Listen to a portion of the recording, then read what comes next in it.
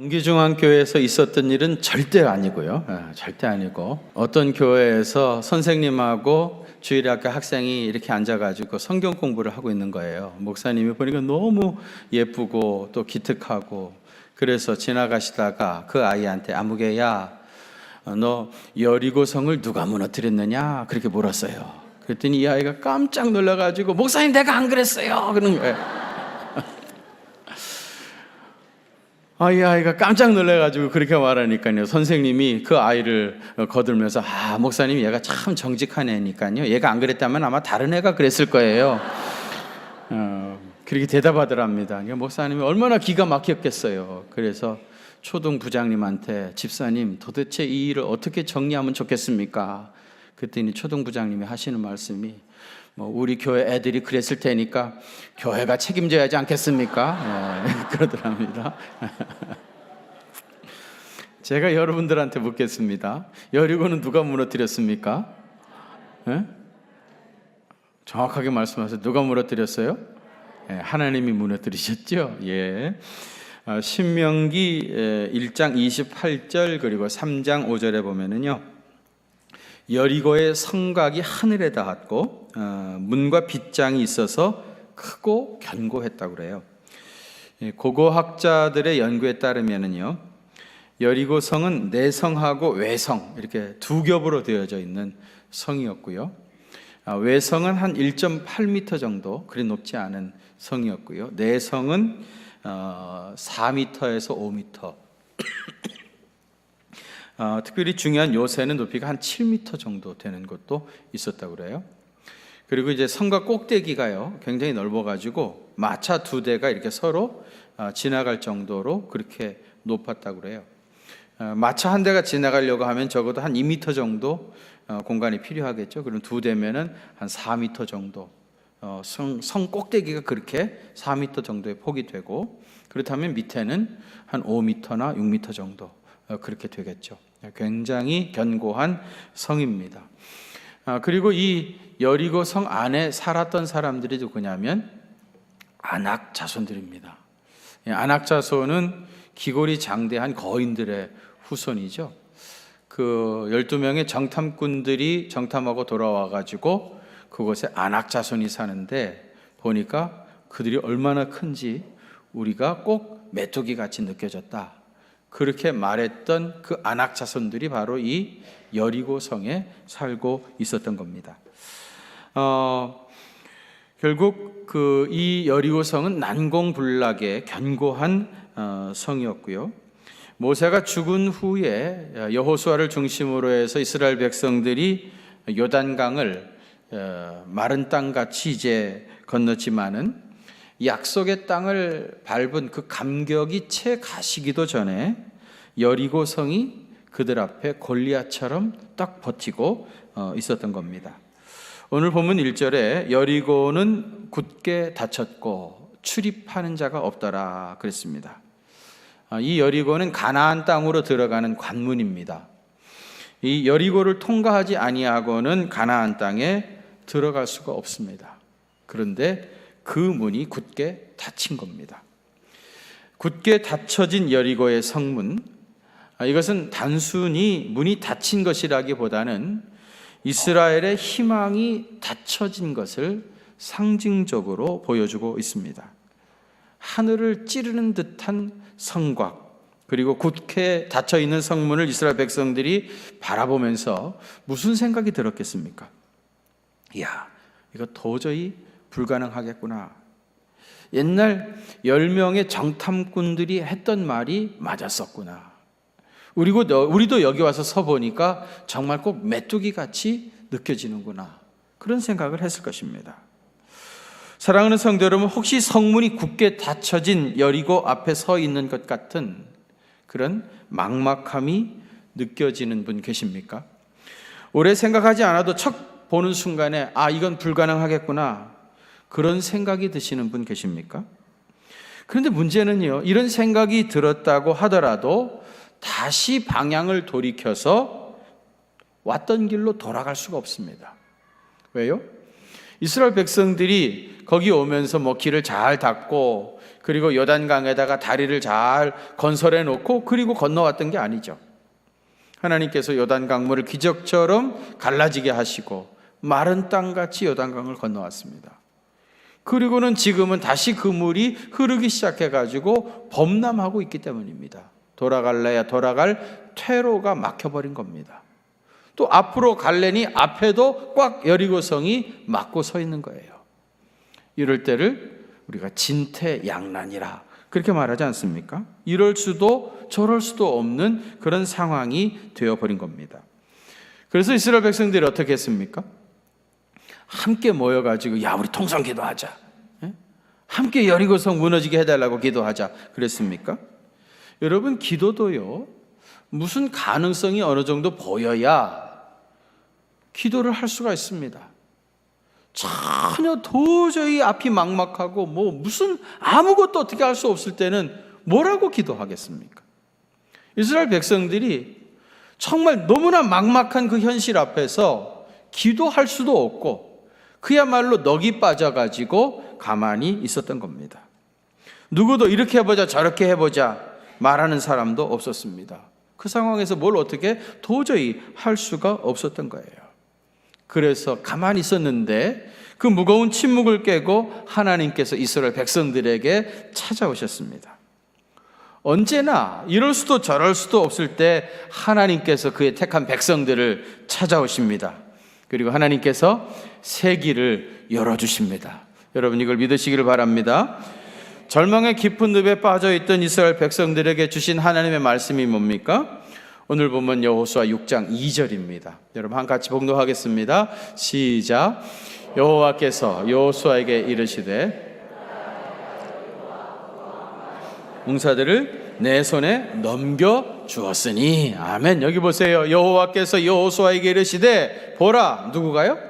하나님께서 내가 여리고와 그 왕과 용사들을 내 손에 넘겨주겠다. 누가 하시겠다는 겁니까? 하나님께서 하시겠다는 거죠. 하나님께서, 하나님 자신이 하시겠다는 위대한 선언입니다. 여리고의 성문이 굳게 닫혀진 것처럼 이스라엘 백성들에게는 전혀 어떤 희망이 없었습니다. 인간의 희망과 가능성이 완전히 막혀버렸을 때 그때 하나님은 찾아오셔서 역사하기 시작합니다. 여러분, 이걸 믿으시길 바랍니다. 하나님께서 오늘도 여러분들에게 오셔서 내가 너의 여리고를 내 손에 넘겨주겠다 그렇게 선언하시는 줄로 믿습니다. 아멘입니까? 예, 여러분, 충청도 목사님들은 이럴 때 뭐라는 줄 알아요? 아멘이여유 그래요. 아멘이여유. 그러면 충청도 교인들은 뭐라고 그럴까요? 뭘 물어봐요 그러죠. 하나님의 약속의 말씀이 먼저 주어졌습니다. 그리고 그 약속이 이루어질 수 있도록 하나님께서 이스라엘 백성들에게 명령을 주셨습니다. 언제나 약속이 먼저 주어지고 그 다음에 명령을 주시는 거예요. 그러니까 여러분, 하나님께서 우리에게 명령하시는 건 뭐예요? 약속을 이루기 위함입니다. 그러니까 여러분, 하나님의 명령이 임했다는 말은 이미 하나님의 놀라운 약속이, 구원의 역사가 시작되었다 그런 뜻입니다. 여러분, 맹인한테 실로와 못에 가서 씻어라 주님 말씀하시잖아요. 왜 가서 씻으라고 했습니까? 그 사람 고쳐주려고 그런 거 아니에요? 이 맹인이 예수님 말씀 듣고 가서 실로와 못에 가서 씻으면 고침을 받는 겁니다. 그러니까 하나님의 말씀이 우리에게 주어지는 것은 하나님께서 우리를 구원하시고 놀라운 역사를 이루시려고 하시는 겁니다. 그러니까 여러분, 주님의 명령을 주셨을 때 얼마나 온전히 철저하게 순수하게 순종할 것이냐에 따라서 하나님의 역사는 나타나게 되어지는 겁니다. 여기 골리앗처럼 버티고 서 있는 여리고 성 앞에서 이스라엘 백성들에게 그 성을 그들에게 주시려고 주신 명령이 뭡니까?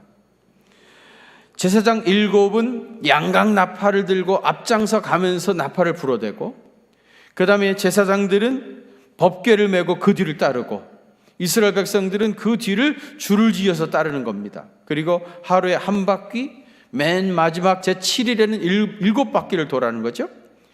그리고 마지막 순간에 양각 나팔 소리와 함께 큰 함성을 지르면은 여리고성이 무너진다는 겁니다. 그게 답니다. 여러분, 너무 싱겁지 않습니까? 무슨 엄청난 작전을 지시한 것이 아닙니다. 너무 시시하니까 오히려 순종하기 더 어려울 수도 있습니다. 왜요? 장난같이 들리고 하나님이 농담하시는 것 같이 느껴졌을 것입니다. 이스라엘 백성들이 머물렀던 길갈에서 출발해가지고요, 여리고성을 한 바퀴 삥 돌아가지고 다시 길갈로 돌아오는데 걸리는 시간이 한 2시간 정도 걸렸을 것이라고 그래요. 2시간이라고 하면 길다면 길고 짧다면 짧은 시간인데요, 이렇게 하루에 한 바퀴씩 돌고 제7일은 7바퀴를 돌으라는 것입니다. 여러분, 여호수아가 하나님께 이 말씀을 듣고 이스라엘 백성들에게 하나님이 여리고성을 우리에게 주신다는데 그 성을 우리가 차지하는 방법이 하루에 한 바퀴 돌고 마지막 날은 7바퀴 돌고 그리고 소리를 꽉 지르면은 그 성이 무너진답니다. 우리 그렇게 합시다. 그렇게 얘기했을 때 이스라엘 백성들이 그게 믿어졌겠습니까? 실감으로 와 닿겠습니까? 야, 그렇게 하다 보면 진짜 무너지겠네? 그런 생각이 들었겠습니까? 성을 하루에 한 바퀴 돌았더니 성이 무너졌다더라, 그런 소리 단 한 번도 들어본 적이 없는 백성입니다. 그죠? 우리는 뭐 이 이야기 너무 잘하니까. 그들은 단 한 번도 그런 소리 들어본 적이 없는 겁니다. 이해가 다 되고 계산이 나오니까 하는 것을 우리는 믿음이라고 하지 않습니다. 그것은 예측입니다. 누구나 돌아가는 정세를 파악하고요, 전문가들의 조언을 받으면 앞으로 어떤 일들이 진행되어질 것인지 예측할 수가 있습니다. 물론 정확하게 꼭 그렇게 되는 건 아니지만은 어느 정도 예상했던 대로 흘러가게 되어 있습니다. 믿음으로 순종하는 것은 꼭 이해가 되어서 그렇게 하는 것은 아닙니다. 어차피 이 믿음의 영역에서 되어지는 모든 진리는요, 잘 설명해서 설득할 수 있는 성질의 것이 아닙니다. 나는 하나님의 모든 일을 통달했다, 혹시 누가 그렇게 말한다면은 그는 이단이든지 아니면 지독히 교만한 사람입니다. 이스라엘 백성들이 요단강을 기적같이 건널 때 말이죠, 그 흐르던 물이 멈춰선 겁니다. 그래서 기적이 나타났다고 거기 이스라엘 백성들이 다 좋아가지고 그 강을 건너는데 꼭 그럴 때 분위기 망치는 사람 있죠. 나서가지고 이 요단강물 갈라졌다고 좋아할 거 하나도 없다. 우리가 이 요단강을 건너가게 되어지면은 여리고성이 기다리고 있는데 그 여리고성은 초롱병석이다. 우리는 도저히 그 성을 무너뜨릴 수가 없다.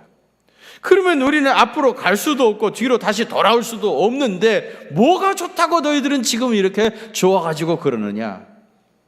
그렇게 말하는 사람이 얼마든지 있을 수 있습니다. 그리고 그의 말이 조금도 잘못된 건 아닙니다. 정확하게 예측한 것이고 그의 말이 맞습니다. 그런데 이 사람이 모르는 게 하나가 있습니다. 하나님께서 놀라운 일을 이스라엘 백성들에게, 여호수아와 이스라엘 백성들에게 그 성을 붙여주실 것이라고 하는 이 믿음의 사건을 그는 보지 못했던 겁니다. 그는 꿈에도 생각하지 못했던 거예요.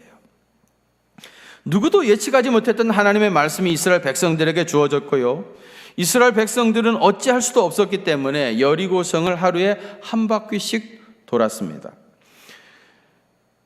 그렇게 하면 반드시 뭐가 될 것이 같다라고 하는 무슨 믿음이 특별히 있어서 그런 것도 아니었습니다. 다른 무슨 묘책이 있는 것도 아니고 그렇다고 돌아갈 수도 없고 그렇다고 가만히 있을 수도 없기 때문에, 또 그리고 크게 힘드는 것도 아니니까, 어차피 하루에 2시간 정도는 산책도 해야 될 판이니까, 그리고 한 바퀴를 삥 돌아왔습니다. 여리고성 한 바퀴 삥 돌아오고 나니까 무슨 일이 일어났겠습니까? 여리고성에 갑자기 막 금이 가기 시작했습니까? 아니면은 그 굳게 닫혀진 성문이 떨어져 나가버렸습니까?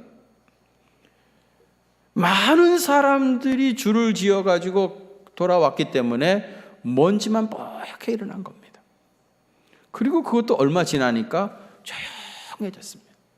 전혀 달라진 게 없었습니다. 그 다음 날도 그렇게 했습니다. 그 다음 날도 또 그렇게 했습니다. 여러분, 이스라엘 백성들이 광야에서 불평을 되게 많이 했죠. 근데 이스라엘 백성들이 태어나기를 성질이 못되게 태어나가지고 그냥 한없이 불평만 했던 게 아니에요. 사실 그들이 지금 처했던 상황이 너무 처절했던 겁니다. 하나님이 주신 약속과 그들이 처했던 상황이 너무 갭이 많기 때문에 그 많은 갭을 그들은 불평으로 채워갈 수밖에 없었던 겁니다. 누구라도 성질이 급한 사람이 말을 참지 못하고 지금 우리가 무슨 짓 하고 있는 거냐? 이렇게 한다고 해가지고 이 성이 무너지겠느냐? 괜히 우리 발바닥만 아플 뿐이지 이래서 성이 무너지겠느냐? 여호수아가 이스라엘 백성의 지도자로서 자리를 잡기 전에 그를 몰아내고 능력 있는 지도자를 세워야 된다. 그러면서 뭐라 그랬을까요? 여호수아 물러가라, 여호수아 물러가라, 여호수아 물러가라 외치기 시작했을 것입니다.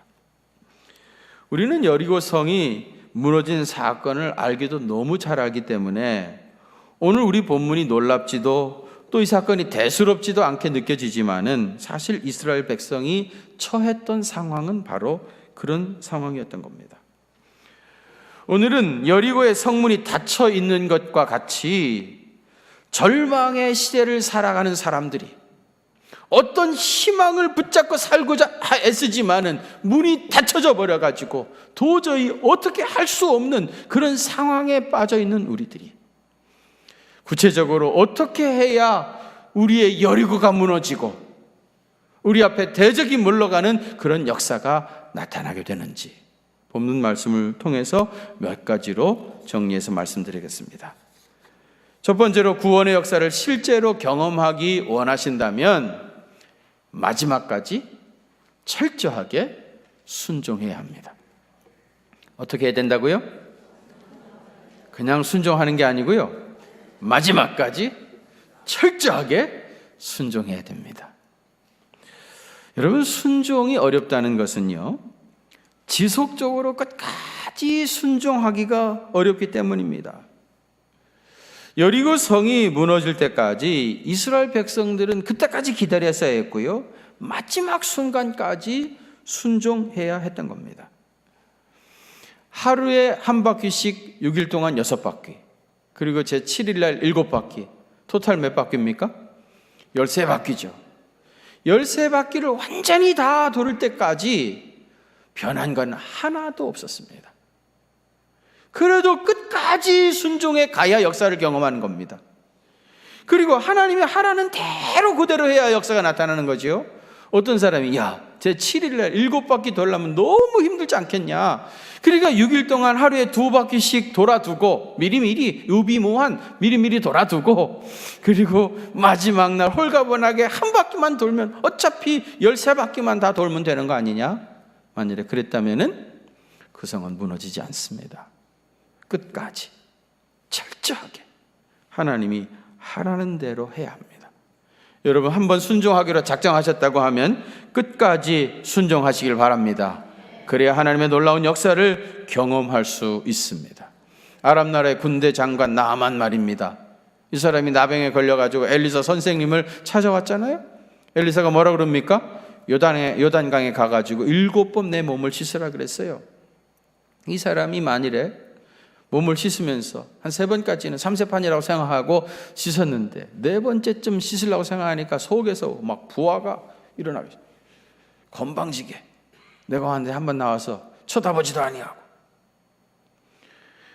4번째 씻다가 화가 나가지고 일어나가지고 자기 집으로 돌아갔다고 하면 이 사람은 병고침 받지 못하죠. 마지막 7번까지 하라는 대로 하니까 놀라운 역사가 나타납니다. 끝까지 철저하게 순종하면 하나님의 구원을 경험하게 될 줄로 믿습니다. 두 번째로는 구원의 역사를 실제로 경험하시려면은 귀로는요 하나님의 말씀을 들어야 되고요, 눈으로는 예수님을 바라봐야 합니다. 귀로는 어떻게 해야 된다고요? 하나님의 말씀을 듣고 눈으로는 예수님을 바라봐야 합니다. 아까 그랬죠? 제사장이 양각 나팔을 불면서 맨 앞장섰다고 그랬어요. 그 다음에는 법궤를 맨 제사장이 따라갔습니다. 양각 나팔은 하나님의 말씀을 상징합니다. 법궤는 삼위일체 하나님이고요. 그러니까 이스라엘 백성들은 양각 나팔 소리를 계속해서 들으면서 여리고성을 도는 겁니다. 무슨 뜻입니까? 하나님 말씀을 늘 귀로 들으면서 순종하며 나갔던 겁니다. 그리고 법궤는 삼위일체 하나님의 상징입니다. 예수 그리스도를 그들이 주목했기 때문에 끝까지 순종할 수 있었던 겁니다. 여러분, 우리가 끝까지 순종하려고 하면 항상 우리의 귀가 하나님의 말씀에 주파수가 딱 맞아 있어야 됩니다. 그래야 끝까지 순종할 수 있어요.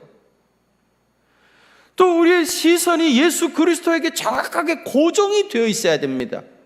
이 시선이 조금이라도 흐트러지게 된다고 하면 유혹을 받게 될 것입니다. 넘어지게 될 것입니다. 반드시 시선이 예수 그리스도에게 고정이 되어서 대장 되신 우리 주님이 앞장서 가셨기 때문에 그 성이 무너진 겁니다.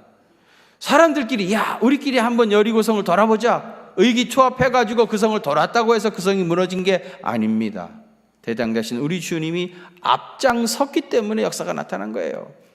그러니까 여러분, 늘 우리의 시선은 예수 그리스도에게 고정이 되어서 주님만 따라가야 됩니다.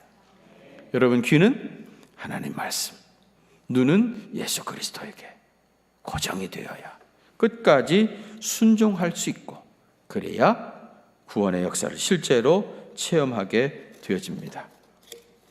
세 번째로 구원의 역사를 실제로 경험하시려고 하면은 침묵해야 합니다. 어떻게 해야 된다고요? 침묵해야 합니다. 오늘 보면 6장 10절에 보시면 너희는 외치지 말고 너희 음성을 들리게 하지 말며 너희 입에서 아무 말도 내지 말라. 여기 외치지 말라, 들리게 하지 말라, 아무 말도 하지 말라, 다 무슨 뜻입니까? 침묵하라, 그런 뜻이죠. 여호수아는 이스라엘 백성들에게 침묵하라, 침묵하라, 침묵하라 3번이나 말했습니다. 왜 침묵하라고 했겠습니까? 지금 이 상황에서 누군가가 말을 시작했다면 그는 틀림없이 불평하는 말을 했을 것입니다. 이렇게 선동하는 한두 사람이 생기면은요, 순식간에 그에 동조하는 사람들이 눈덩이같이 불어나게 되어 있어요. 다 사실은 불만이 가득 차 있거든요. 이렇게 해가지고는 안 될 것 같거든요. 그런 생각이 속에서 부글부글 끓고 있는데 누군가가 선동을 하면은 다 달아붙게 되어 있습니다. 당장이라도 그만 집어치우고 그리고 다른 길을 선택해야 된다고 주장했을 것입니다. 그런데 또 한편에서는요, 어차피 우리가 여기까지 왔는데 한번 끝에까지 가보자 주장하는 보수파들도 있을 것이에요. 결국은 누군가 말을 시작하게 되지만 그런 보수파와 혁명 세력, 진보파 이 두 파로 나뉘어져 가지고 서로 붙어 가지고 싸움을 하느니라고 결국은 아무것도 하지 못하게 되질 거예요. 그래서 침묵하라는 겁니다. 마이어라고 하는 박사님이 그런 얘기를 했어요. 모든 계명 가운데 가장 지키기 어려운 것이 조용히 하시오입니다. 조용히 하고 있는 게 제일 지키기 어려운 계명이라는 거예요. 침묵하기가 제일 힘들다는 겁니다, 여러분. 우리가 살다 보면 그때 내가 그 말 하지 말았어야 되는데 괜히 얘기해가지고 이렇게 어렵게 되었다, 그렇게 후회할 때가 있죠. 근데 아무리 후회해도 말이죠, 그것이 어떻게 해결이 되지 않아요. 또 어떤 경우에는 내가 그때 그 말을 했었어야 되는데 내가 하지 않은 것에 대한 후회를 할 때도 있습니다. 만일 그렇게 느껴진다고 하면 이제라도 말하면 되는 겁니다. 그렇죠?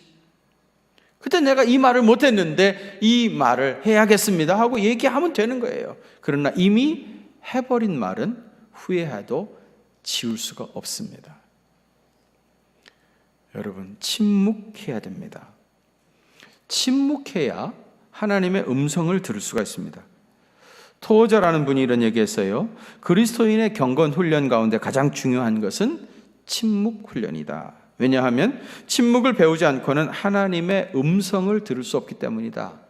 그랬어요. 여러분, 우리의 입술에 자기 말이 너무 가득 차 버리면 하나님의 음성을 들을 수가 없어요.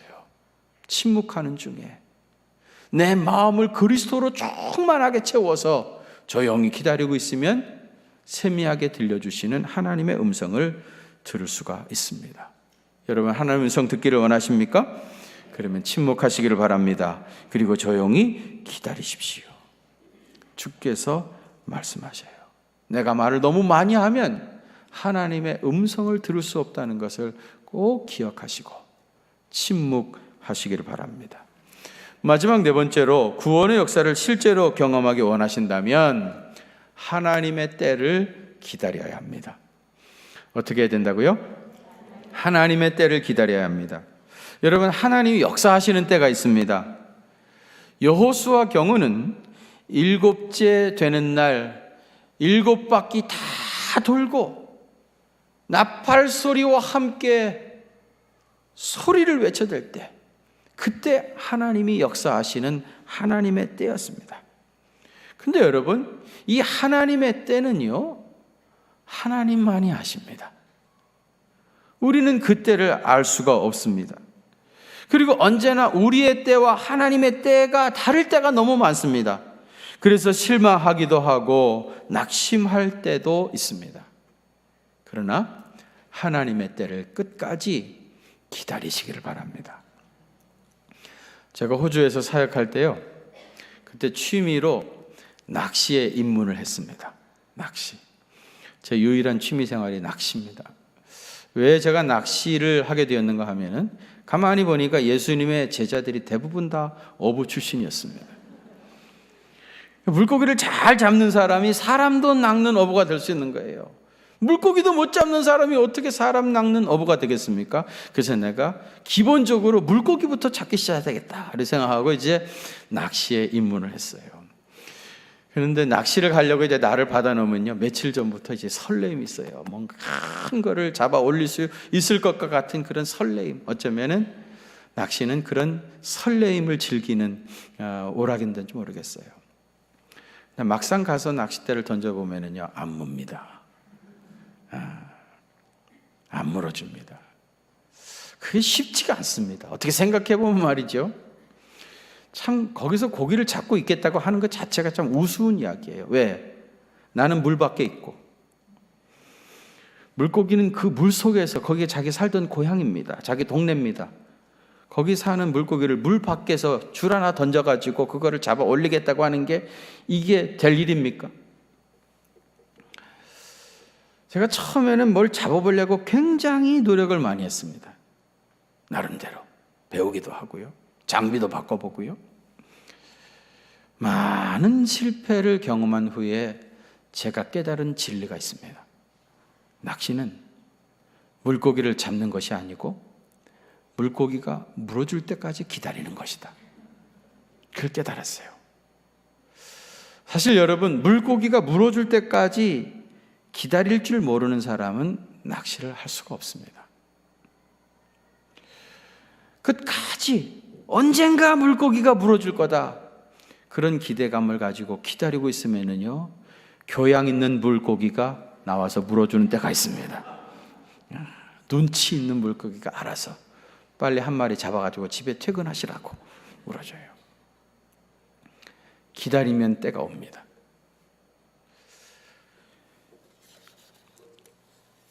고기가 물어줄 때까지 기다리는 것 같이 하나님이 터치하시는 그때를 기다리시길 바랍니다.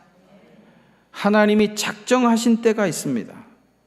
그날이 보이지도 않고 예측할 수도 없지만은 믿음을 가지고 기다리십시오. 그러면 분명히 양강 나팔 소리가 길게 울려 퍼지고 천지가 찢어질 듯한 소리와 함께 여러분의 여리고성이 무너져 내리는 그 순간이 올 것입니다. 만일 그 순간을 내가 오래 기다렸다고 생각되신다면 그만큼 그때가 가까이 왔다는 것을 기억하시길 바랍니다. 그날이 가까이 오고 있다고 하는 믿음을 가지고 끝까지 순종하는 사람은 하나님의 놀라운 구원의 역사를 체험하게 될 것입니다. 사랑하는 성도 여러분, 성문이 굳게 닫혀진 것과 같은 그런 답답함을 느끼십니까? 하나님의 말씀을 붙잡고 끝까지 철저하게 순종하시기를 바랍니다. 그리고 귀로는 하나님의 말씀에 주파수가 맞춰 있고요, 눈은 예수 그리스도에게 시선이 고정되시기를 바랍니다. 묵묵히 침묵하면서 내게 주신 길을 걸어가시길 바랍니다. 그리고 너무 조급해 하지 마시고 서둘지도 마시고 하나님의 때를 기다리시길 바랍니다. 그러면 주님께서 역사하시는 하나님의 놀라운 은혜를 체험하게 될 것입니다. 그런 은혜가 임하시기를 주의 이름으로 축원합니다. 걸어가신 아버지 하나님, 우리는 여리고성 앞에 서 있던 이스라엘 백성들처럼 정말 얼마나 막막할 때가 많았는지 모릅니다. 이럴 수도 저럴 수도 없고 앞으로 갈 수도 돌아갈 수도 없는 그야말로 진퇴양난의 고비를 겪을 때가 한두 번이 아닙니다. 하나님, 여호수아와 이스라엘 백성들에게 여리고성을 그 손에 붙여주셨던 것처럼 오늘 말씀 온전히 우리가 순종함으로 우리의 여리고성이 무너져 내리는 놀라운 은혜가 임하게 해 주시옵소서. 그래서 하나님의 놀라운 구원의 역사를 체험하게 하여 주시고 주님과 더불어 승리의 노래를 마음껏 부르는 믿음의 사람 되실 수 있도록 주께서 역사해 주옵소서. 이제는 만복의 근원이 되시는 우리 구주 예수 그리스도의 그 크신 은혜와 하나님 우리 아버지의 무한하신 사랑하심과 성령님의 위로하심과 교통하심이 우리 경기중앙교회 사랑하는 성도들과 또 저들의 가정과 그 생업의 현장들 위에 이제로부터 영원토록 함께 계시옵기를 간절히 축원하옵나이다. 아멘.